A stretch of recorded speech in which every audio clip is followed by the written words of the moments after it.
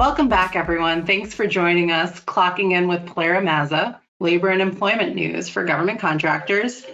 I am a partner in the firm's labor and employment practice, and I'm joined by my partner, Nicole Atala.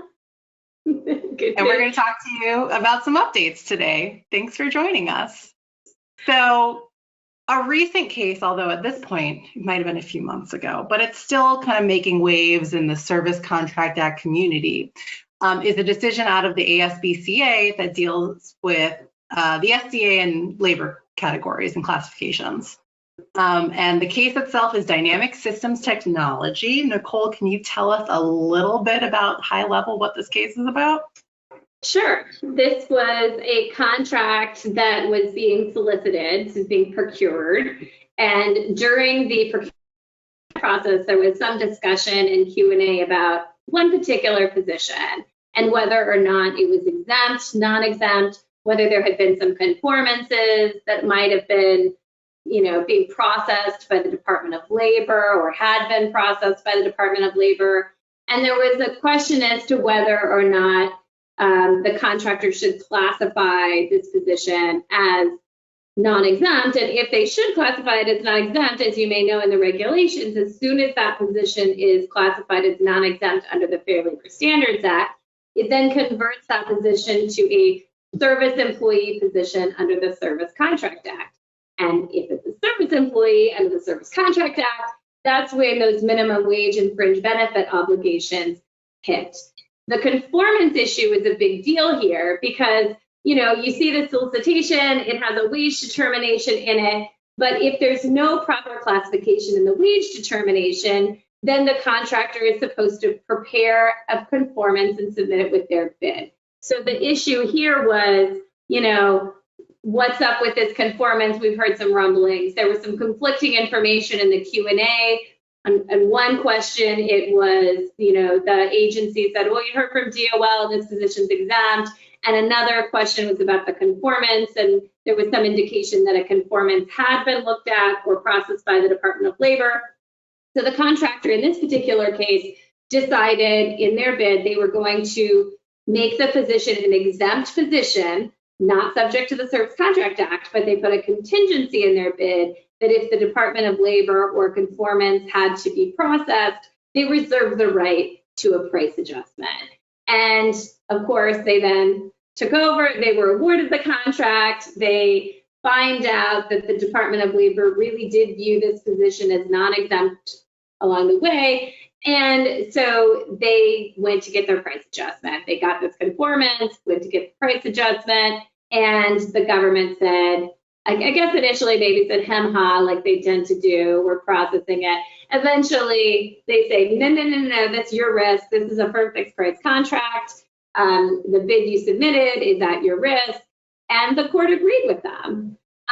And this is, by the way, Sarah, not inconsistent with, board precedent, really, that this idea that it's a firm fixed price contract, you're kind of stuck with what you got unless you have a wage determination change, which allows you to get a price adjustment under 52222-43. So that's kind of the basic. Do you think I got most of that right? I think you answered about 3 of the questions I was planning on asking you. So yes, I would say that really covers it. Let's just kind of unpack a little bit the idea of this conformance. And so some folks might be thinking, I don't understand why I have to come up with a conformance. Aren't all the SCA classifications out there already? Like, what do you mean a conformance? What?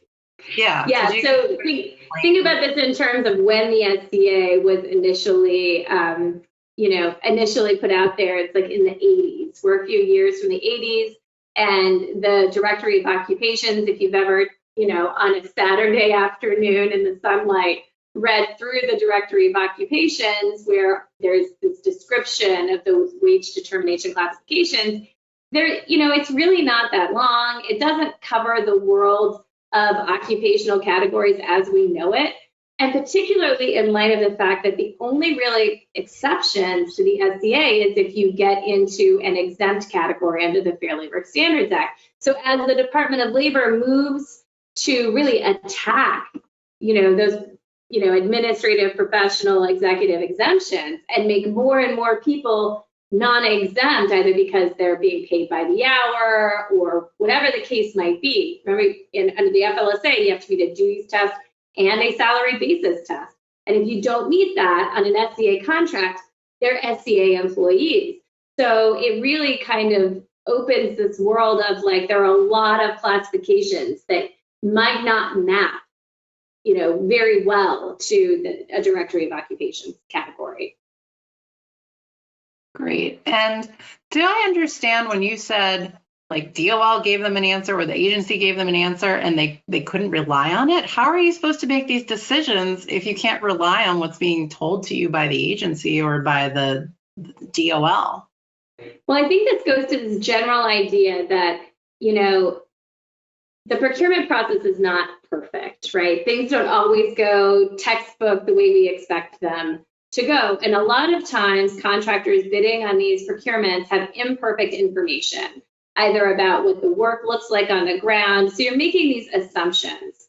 And when you have, it's this idea that you better have a really darn good argument that you've relied on something solid that the government said in that solicitation, if you're going to say like, oh, we detrimentally relied on it, which is legal speak for, we had really great reasons to believe what this contracting officer said, and it was reasonable enough to rely on that in submitting our bid. And here we don't really have that. One, because the ultimate responsibility for classification has always been on the contractor.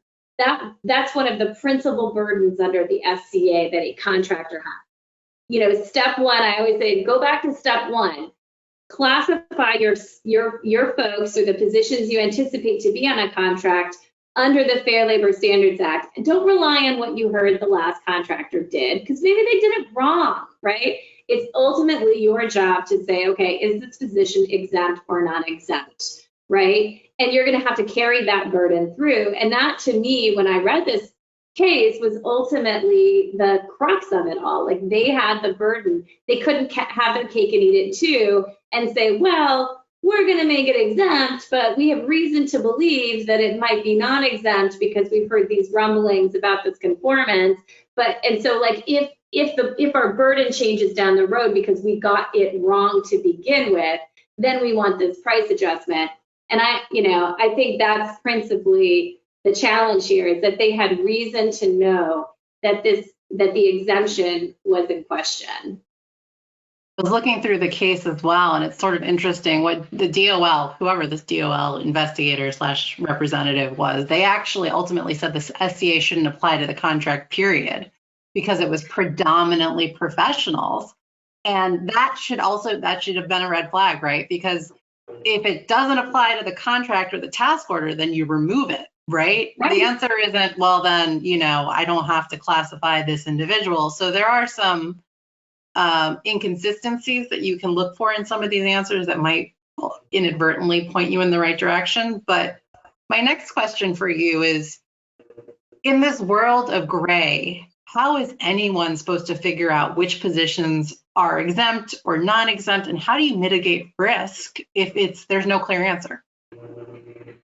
Well, that's a good question, right? Because there are those positions that it's like, I got to make a call on this one, and it's a tough one. In this environment, it's always better if there's a question to classify or assume non-exempt.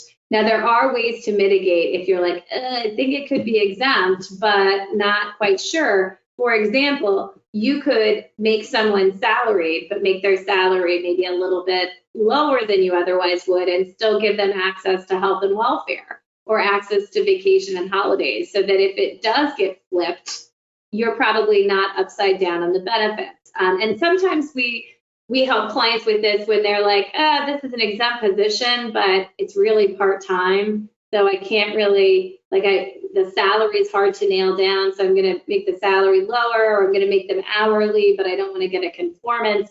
We can mitigate risk. There's kind of the letter of the law ways to do things. And then there are other ways that we can mitigate risk by really providing employees with the same benefits that they might otherwise get under the SCA, but trying to understand that some of these positions just aren't contemplated to be service positions under the SCA. So then we're talking about risk mitigation at that point. There's also this concept of solicitation defects. And so you should be talking to counsel if there are questions like you get a collective bargaining agreement, and we were talking about this earlier, there are things that maybe are crossed out in the collective bargaining agreement when you get it in the solicitation, or it just doesn't really make sense. Maybe it's an incorporation issue. You see the SCA clause in there, but there's no wage determination. Those are, if you can't get questions answered in the Q&A, you might want to talk to counsel about whether this is a procurement where a pre-award protest or at least a question to the CO anonymously on your behalf could be useful. COs have a lot on their plate. They have a lot of provisions they're dealing with in a solicitation. Sometimes, it's as easy as talking to a labor advisor or the contracting officer anonymously and saying, we think there's an issue with your solicitation. Mm-hmm. This is not one of those issues where you just want to say, oh, I don't get it, but maybe I'll figure it out later. It's always ask the question, make sure you understand the language, because there are a lot of hidden pitfalls that could really sabotage performance on the contract on a go-forward basis. So make sure you're asking the questions. And don't silo your teams, right? So sometimes we HR professionals get really like, we were awarded this contract and now it landed on our plate, and I know these people are non-exempt, right? So the more that you can collaborate at the solicitation and bid phase and not silo your teams, the better positioned you are to make sure you don't get underwater at the end of the day. Absolutely. I think that's all we have on this for today. Do you have anything else, Nicole? No, thanks for joining us. Thanks for joining us, and we'll see you next time.